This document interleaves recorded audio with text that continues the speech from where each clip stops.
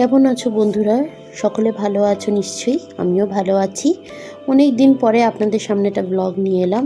Actually সময় একদম হয়ে উঠছিল না, মেয়ের শরীরটাও খারাপ ছিল, আর তারপরে পরীক্ষাও ছিল, ওই জন্য আর হয়ে ওঠেনি। গেছিলাম সেই 16ই জুলাই দীঘাতে।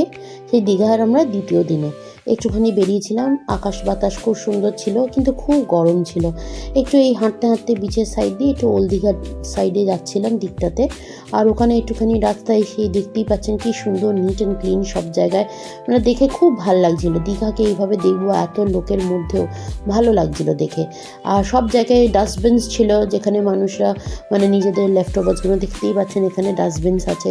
তারপরে fuchka, jhalmuri, chips, cold drinks, ice cream কোনো কিছুই পাচ্ছিল না। যাই হোক, তারপরে আমরা এখান দিয়ে হাঁটতে হাঁটতে গেছিলাম একটুখানি ইয়েতে, একটু কোল্ড ড্রিঙ্কস খাবো, কারণ খুব জল তেষ্টা পাচ্ছিল। আর সেরকম কোনো ওই সোডাগুলো হয় না, ওইগুলো খাওয়ার খুব ইচ্ছা ছিল। তাই দেখছিলাম, সোডা খুঁজছিলাম, কিন্তু সেরকম পাচ্ছিলাম না।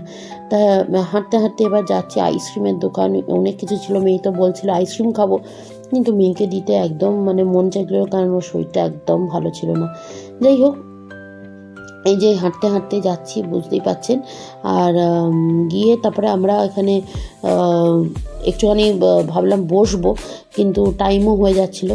তো ওই জন্য আর বেশি সময় নষ্ট না করে সোজা চলে মানে হেঁটে হেঁটে আমরা ভেতর দিকটা ঢুকবো। ওই জন্য আমাদেরকে অনেকটা হেঁটে যেতে হচ্ছে, যেখানটা ওপেনিং আছে সেইখান দিয়ে আমরা ভাবলাম ভেতর দিকটা ঢুকবো। তো ভিড় সেরকম ছিল, কিন্তু এই দিকটা দেখতেই পাচ্ছেন কীরকম খালি খালি, সেরকম কিছু ছিল না। আর ছোটো ছোটো খেলা টেলা নিয়ে লোকেরা বসেছিল, দোকানদাররা।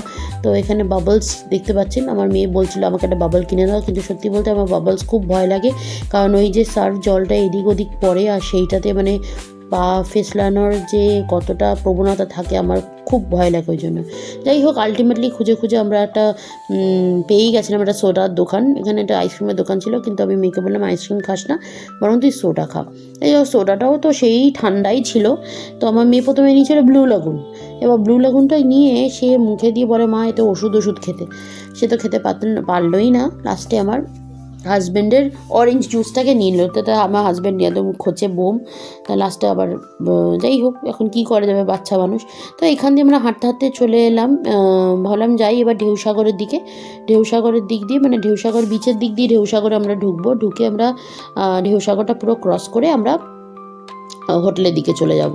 আর এইখানে দেখুন কি সুন্দর শেলসের ওপরে ওরা মানে সে পাখি পশু সব পেন্ট করে ইয়ে করছে। না, নেওয়ার তো খুব ইচ্ছা ছিল, দেখুন কি সুন্দর সুন্দর, খুব ইচ্ছে ছিল নেওয়ার, কিন্তু এক তো ক্যারি করার সমস্যা, আর সেকেন্ড অফ অল বাড়িতে কনস্ট্রাকশনের কাজ হচ্ছে, এখন কোথায় রাখবো, ভেঙে যাবে, ওই জন্য আর নেওয়া হলো না। যেই হোক, অন্য সময় যখন আসবো পরে তখন নিয়ে যাব।